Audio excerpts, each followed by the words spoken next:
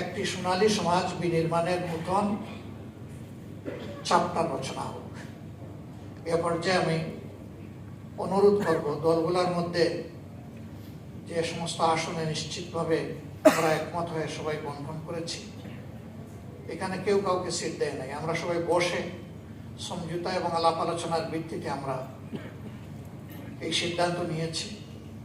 আগেই বলা হয়েছে যে এই সিদ্ধান্তের পরে যাকে যেখানে দেওয়া হয়েছে তারা আমাদের 11 দলের এবং প্রত্যাশার দেশবাসীর ক্যান্ডিডেট।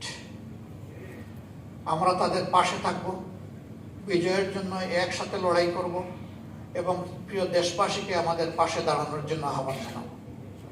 তো এ পর্যায়ে আপনাদেরকে তা অবহিত করছেন বাংলাদেশ জামাত ইসলামের নায়েবে আমির, যিনি এই কাজে প্রচুর সময় দিয়েছেন অসুস্থ হওয়া সত্ত্বেও, এমনকি হাসপাতালের বেডে থেকেও তিনি এই কাজটা করেছেন দিন রাত অবিরত। আমরা দোয়া করি আল্লাহ তাআলা তাকে সুস্থ করে দিন। উপস্থিত নেতৃবৃন্দের মধ্যে যারা অসুস্থ আছেন তাদের সবাইকে আল্লাহ তাআলা সুস্থতার নিয়ামত দান করেন। এবার আপনাদের সামনে আসনগুলোর বিষয়ে ঘোষণা দিবেন জনাব ডক্টর সৈয়দ আব্দুল্লাহ মোহাম্মদ তাহের।